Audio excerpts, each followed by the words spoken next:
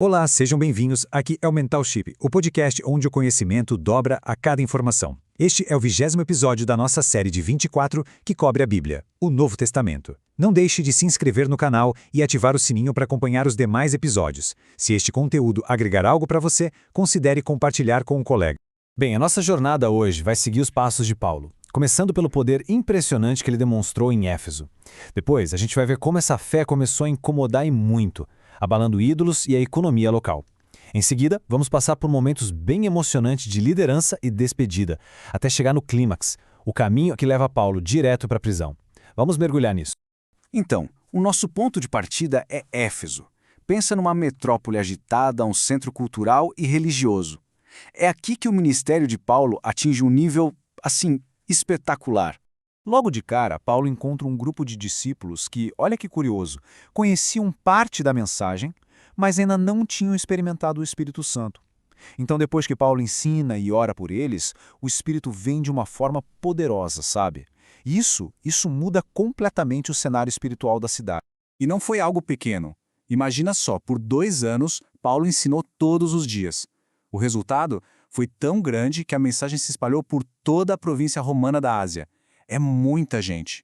E o poder do evangelho ali era visível, palpável, coisas incríveis aconteciam. Para se ter uma ideia, até lenços que Paulo usava eram capazes de curar pessoas. Mas aí, alguns exorcistas tentaram usar o nome de Jesus sem ter nenhuma conexão real e, bem, deu muito errado para eles. Vendo tudo isso, muita gente que mexia com feitiçaria se arrependeu e queimou seus livros caríssimos em praça pública. Foi uma transformação radical. O ponto crucial aqui é o seguinte: não era só uma questão de uma pessoa ou outra mudar de ideia. Era um movimento que estava batendo de frente com a cultura, com as crenças mais profundas daquela cidade.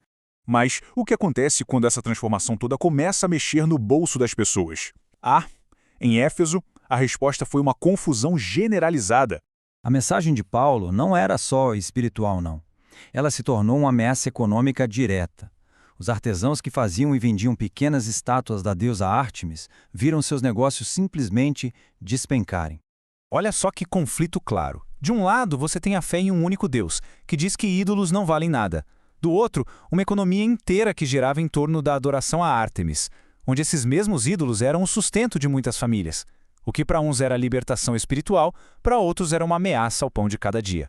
Essa acusação, gritada pelos líderes do tumulto, diz tudo, né? Ela mostra o poder gigantesco que a mensagem tinha de virar tudo de cabeça para baixo.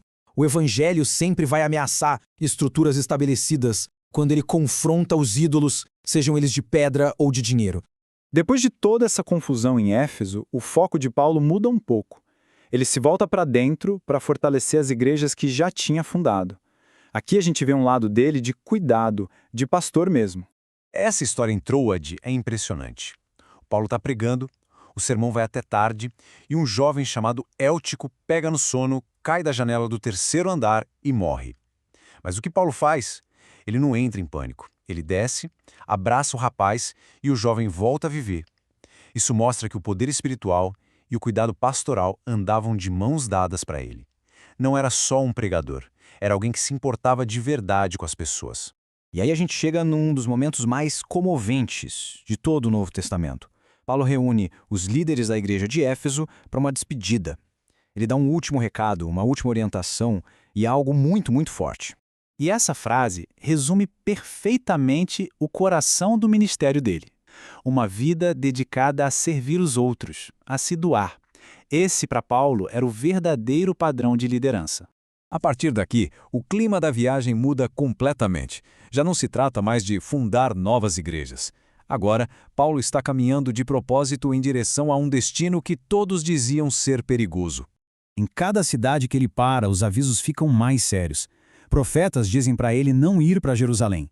Um deles chega a pegar o cinto de Paulo, amarrar os próprios pés e mãos e dizer: é isso que vai acontecer com você lá. Seus amigos choram, imploram para que ele desista. Mas a resposta de Paulo é de arrepiar.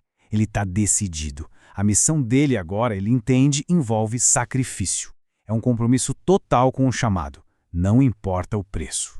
E como tinham previsto, assim que ele chega em Jerusalém, uma confusão enorme começa no templo por causa de um mal-entendido. A multidão fica furiosa e ele só não é morto porque os soldados romanos chegam e o prendem. O missionário agora se torna oficialmente um prisioneiro por causa do evangelho.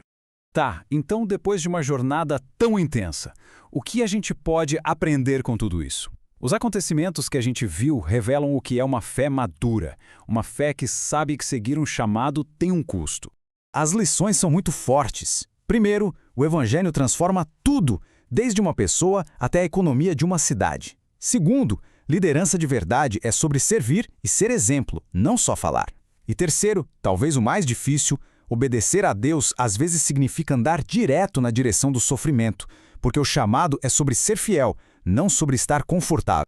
E esse pensamento final nos deixa num ponto de virada muito importante. O cenário do ministério de Paulo muda da estrada aberta para a cela de uma prisão. E isso nos faz pensar, será que a mensagem do evangelho não se torna ainda mais poderosa quando dita por alguém que está acorrentado por causa dela? No próximo episódio, veremos os julgamentos de Paulo diante das autoridades, seu testemunho público e como Deus usa prisões para levar o evangelho a lugares inesperados. Para aprofundar sua experiência, recomendo a leitura do capítulo correspondente Nada substitui o contato direto com o texto bíblico. Mental Ship, onde o conhecimento dobra a cada informação.